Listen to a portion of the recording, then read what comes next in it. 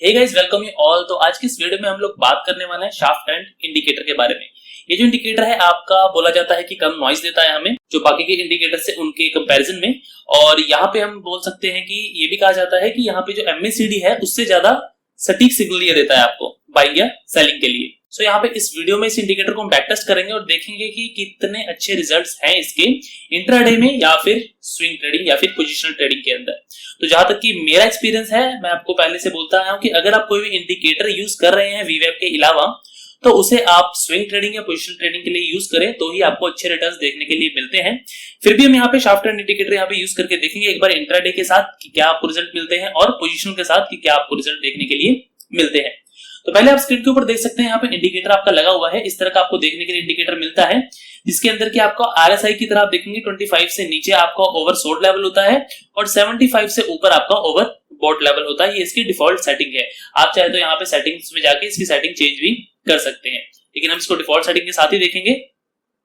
तो यहाँ पे हम एंट्री और एग्जिट किस तरह से बनाते हैं, तो इसमें सिंपल सी बात है कि जब भी आपका जो मार्केट है यहाँ से ओवरसोल्ड लेवल से जब यहाँ पे 25 के लेवल को क्रॉस करता है तो यहाँ पे इंडिकेटर हमें इंडिकेट करता है कि यहाँ से मार्केट जो है वो अप जाने वाला है। तो जैसे कि यहाँ पे आप देख सकते हैं मोटा मोटा वन डे के चार्ट के ऊपर यहाँ पे इसने लगभग सिग्नल दिया है आपका बाइंग का और यहाँ पे जाके इसने सिग्नल दिया है आपका सेलिंग का। मतलब कि यहाँ से लेके आपने यहाँ तक का प्रॉफिट बुक किया है। मतलब कि आप कह सकते हैं 340 से लेके लगभग आपका यहाँ तक 414, मतलब कि 50 से 55 54 पॉइंट का 54 पॉइंट्स तक का प्रॉफिट आपने बुक किया है SBI के अंदर। तो चार्ट में देखने के अंदर चीजें अच्छी लगती हैं, लेकिन लॉन्ग टर्म में इसके क्या रिजल्ट्स हैं वो हम यहाँ पे बैक टेस्ट करके देखेंगे, जिसके लिए कि हम हेल्प लेंगे स्ट्रीक सॉफ्टवेयर की, जहां पे कि शाफ्ट ट्रेंड इंडिकेटर हमें मिल जाता है। और यहाँ पे अगर हम जाएं क्रिएट स्ट्रेटजी के ऊपर, आप देखेंगे स्ट्रेटजी के अंदर जाके क्रिएट स्ट्रेटजी के ऊपर जाएंगे आप। यहाँ पे हम डालेंगे, मैं फेवरेट अपने स्टॉक्स डाल देता हूँ।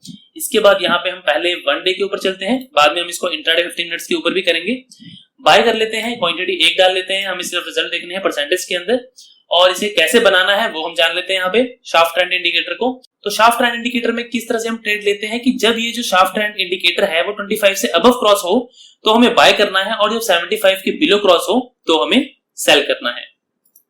तो यहाँ पे हम बाइंग कंडीशन बना रहे हैं, तो यहाँ पे हम लिखेंगे शाफ्ट ट्रेंड साइकिल। यहाँ पे डिफॉल्ट सेटिंग डन करेंगे, इसे हम डालेंगे क्रॉसेस अबव और यहाँ पे डालेंगे हम नंबर। और नंबर कितना बोला था मैंने आपको 25। ये हम बाइंग की स्ट्रेटजी बना रहे हैं तो बाइंग के लिए है। और यहाँ पे स्टॉप लॉस अपनी मर्जी से डाल सकते हैं और स्टॉप लॉस नहीं डालना है तो एग्जिट कंडीशन में सेम टू सेम डालें। यहाँ पे जैसे शाफ्ट ट्रेंड साइकिल, यहाँ पे डालेंगे हम डन, यहाँ पे डालेंगे क्रॉसेस बिलो और यहाँ पे डालेंगे नंबर और यहाँ पे डालेंगे आप 75। तो सिंपल है बहुत बनाना शाफ्ट ट्रेंड इंडिकेटर। जब आपका क्रॉसेस अबव करेगा 25 को तो हम यहाँ पे बाइंग करेंगे और जब यही इंडिकेटर आपका 75 को नीचे की तरफ क्रॉस करेगा तो हम यहाँ पे सेल करके निकल जाएंगे स्टॉक को बाहर।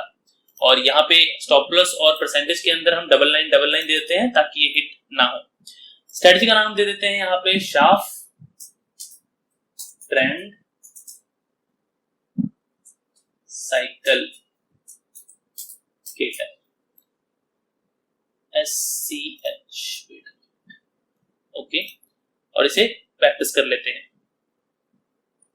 तो ये था आपका SBI के ऊपर और यहाँ पे हमारे पास रिजल्ट आ रहे हैं SBI से लेके SBI, Bajaj finance, Tata Motors, SBI card, Bajaj Finserv, Zydus और जुबिलेंट फूड।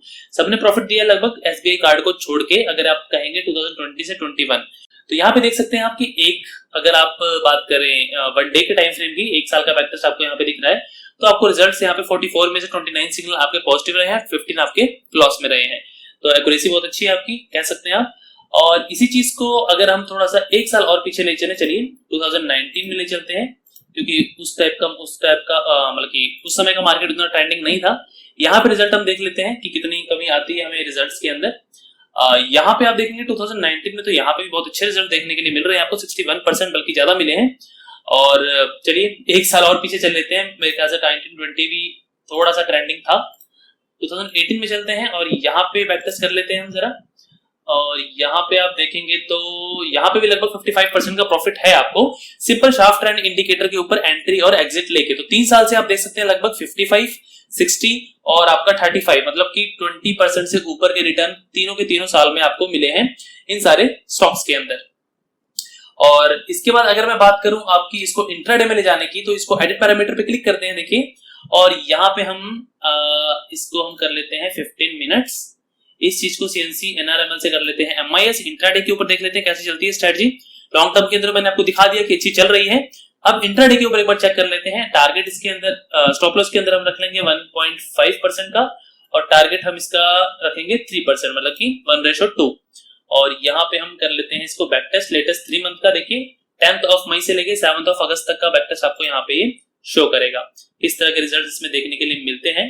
तो इंट्राडे में भी आप देख सकते हैं कि लगभग आपको 3 महीने में इसने 3% का कुमुलेटिव दिया है। तो ये 3% आप लगा सकते हैं 3/4 जा, क्योंकि आपको 4x मार्जिन मिलता है, तो 4/3 जा 12, मतलब कि लगभग 12% का प्रॉफिट आपको मिला है इसके अंदर 3 महीनों में।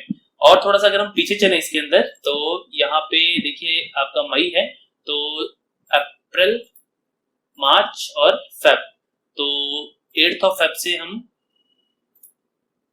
8 मई, यहाँ पे 10 तक था, तो 9 को संडे, ठीक है चलेगा। ये 3 मंथ का हम और देख लेते हैं, 6 मंथ के रिजल्ट हमारे पास हो जाएंगे। तो इन 3 मंथ्स के अंदर आप देख सकते हैं कि हमें लगभग 5% का यहाँ पे प्रॉफिट हुआ है। तो यहाँ पे 5/4 मतलब कि 20% का हमें लॉस हुआ है, क्योंकि 4x मार्जिन हमें मिलता है, तो मार्जिन को जोड़ के बोल रहा हूँ। मार्जिन अगर आप नहीं जोड़ते हैं तो सिंपल सी बात है, आपको 5% ही हुआ है। तो इसके हिसाब से आप इसके अंदर और लॉन्ग टर्म बैक टेस्ट करके देख सकते हैं। तो प्रॉफिट लॉस आपको कुछ ना कुछ होगा यहाँ पे।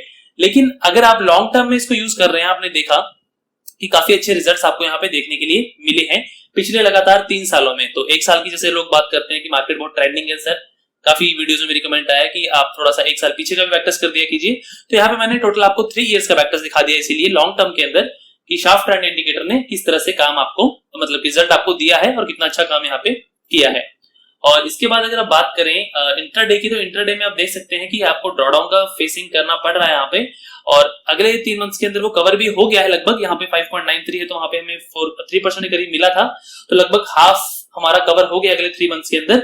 लेकिन यहाँ पे आप लोगों की साइकोलॉजी टेस्ट होगी, मतलब अगर आपको एक डिसेंट छोटा रिटर्न चाहिए, 20 से 25% का साल का रिटर्न चाहिए आपको, तो इजिली आपको आराम से लॉन्ग टर्म के अंदर मिल सकता है 1 डे के चार्ट के ऊपर।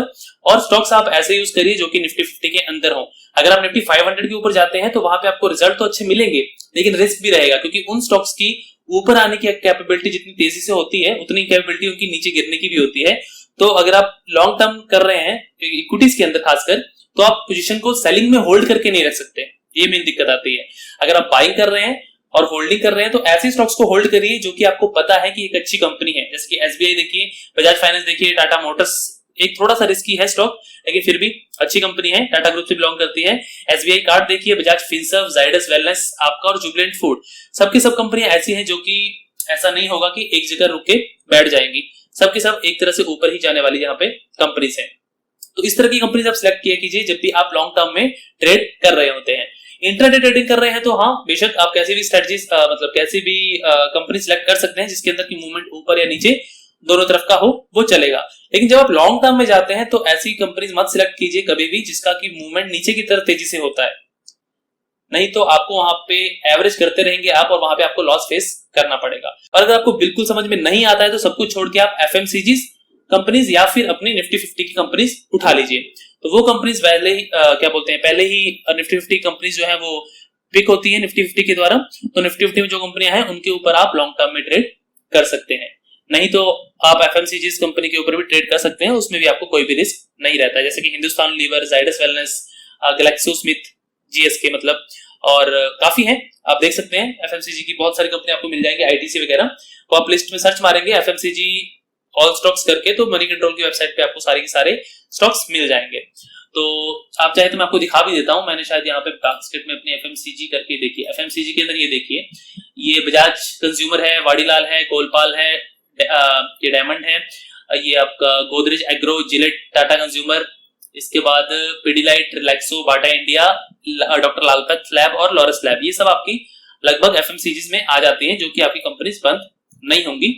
और FMCG के ऊपर देखेंगे तो ये देखिए यहाँ पे VBL मतलब कि वरुण बेवरेजेस जो कि आपकी पेप्सी बनाती है, Dabur, Emami, Jubilant Food, Zydus, Hindustan Lever, Godrej Consumer, ITC, Jyothy Lab, Britannia, Marico, Colpal, ये रिपीट हो रही है कोई बात नहीं, मैकडोवल, ये आपकी KRBL, ग्लैक्सो और F कंज्यूमर। F कंज्यूमर एक रिस्की है, वैसे FMCG में ही आता है, इसको माना जाता है जैसे डीमार्ट है, लेकिन अभी ये डूबा हुआ चल रहा है।